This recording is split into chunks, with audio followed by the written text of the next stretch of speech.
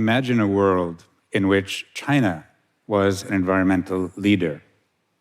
That would be a more hopeful world, wouldn't it? When we hear about China, we usually hear about human rights, trade disputes, toxic pollution. And I'm not here to dispute the news. Instead, what I want to do is share with you evidence based on personal experience of where China is leading. Client Earth, the environmental law organization that I set up, has a 15-person office in Beijing. We work as trusted partners with the Ministry of Environment. We train judges, and we train prosecutors in environmental prosecutions. Let me share with you how this all began.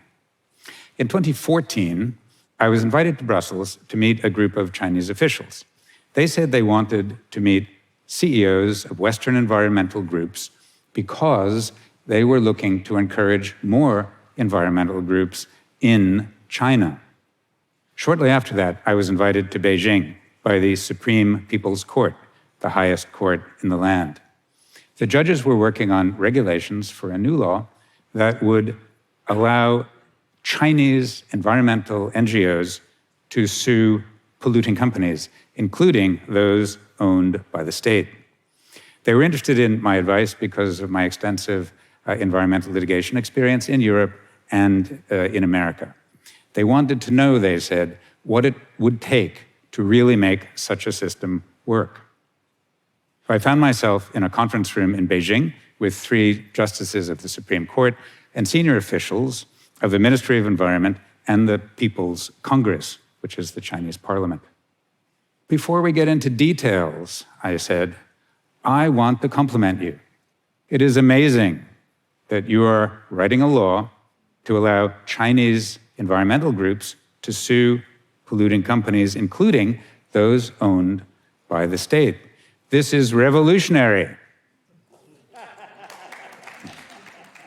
The senior judge said, Mr. Thornton, revolutionary is a big word for us. So we laughed.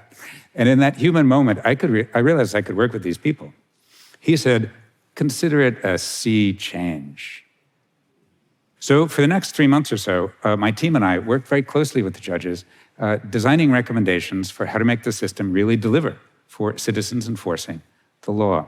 One of the key provisions we worked on involved costs. Now, it costs money to bring environmental litigation, and what really kills you is if, when you lose, you have to pay the other side's costs, as you do in the UK. We said this was only going to work for the Chinese environmental groups if, when they won a case, they had all of their costs paid by the polluters. But when they lost, they would not have to pay any of the polluters' costs, because win or lose, they were asserting the interests of the public at large. 3 months after that, I found myself back in a meeting in Beijing, this time in the Supreme Court building just off Tiananmen Square. I was there with the head of the EU-China Environment Program, and we were sitting at a white marble table that seemed to be 40 feet long. Across from us were 3 Supreme Court judges. The senior judge began the meeting by saying that they had accepted almost all of our recommendations, including the key recommendation on costs. So at one stroke, the Chinese system became friendlier to citizen environmental groups trying to enforce the law than many countries.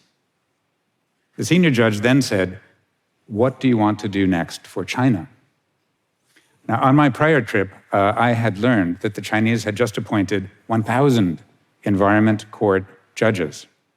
Now, environment judges, specialists, are rare around the world. In Europe, for example, there's just a handful in Scandinavia.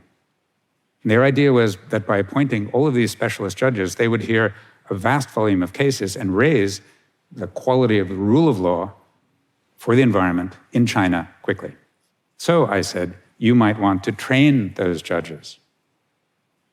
They then asked us to train the judges. But I'd never trained a judge in my life. So I said, where shall we start? With us, he said. With the Supreme Court? Yes. But what do you want to learn? Well, he said, we want you to come back and give us a seminar on climate litigation because you're an expert in that. I said, gladly, but what's the thought behind your request? And he said, we want to know the best climate change cases in the world because we want to decide some of the best climate change cases here in China. Now, I can assure you that I have never had such a conversation with the Supreme Court in Washington or even London or Paris. Certainly nowhere other than Beijing. So we teamed up with the head of the EU-China Environment Program to create a Client Earth office in Beijing. He then organized this training seminar for the Supreme Court where we discussed trends in climate litigation around the world. He then organized training sessions for all of those specialist environment court judges. Now, more such judges have been appointed in the meantime, and as of today, we've trained more than 1,500 of these judges.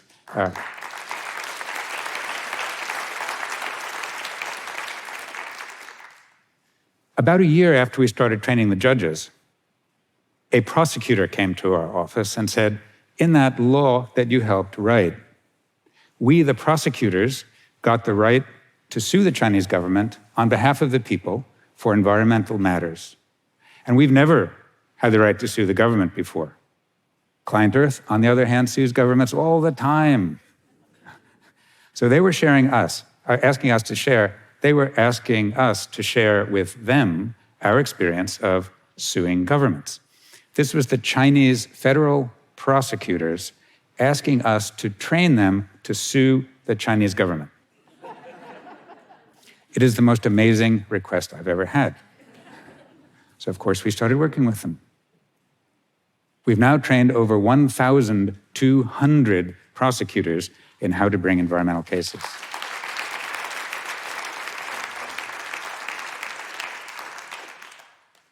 A few months ago, we got a letter hand-delivered from the prosecutors to our Beijing office. Now, what I'm told by my friends in Beijing is ordinarily the last thing in life you want to get is a letter from the prosecutors. This, however, was a thank you note. And what it said was, thank you for your cooperation with us. As a result of cooperating with you, we have brought in 2020 alone over 80,000 environmental cases.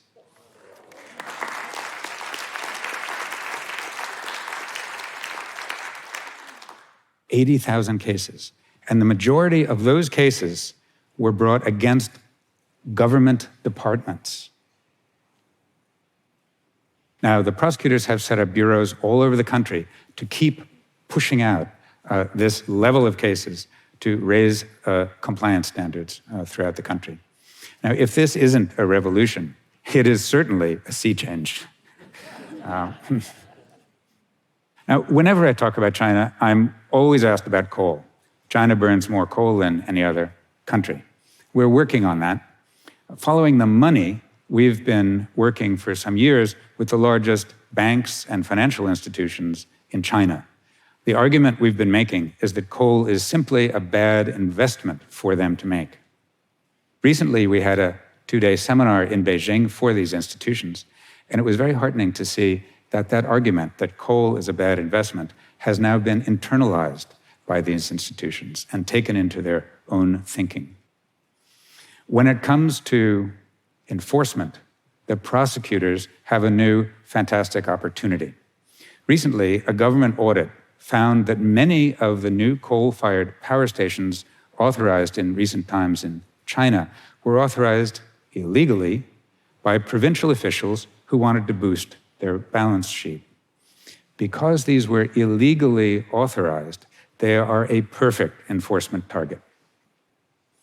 Now, another major problem is all of the coal-fired power stations that Chinese companies have been planning to build outside China in Belt and Road development countries. So we've been working alongside many others with the Ministry of Environment to try and figure out how do you stop all of those coal-fired power stations in the pipeline. And what is wonderful news is that in September 2021, President Xi Jinping at the UN General Assembly announced that China would not fund or build any more coal-fired power stations outside China.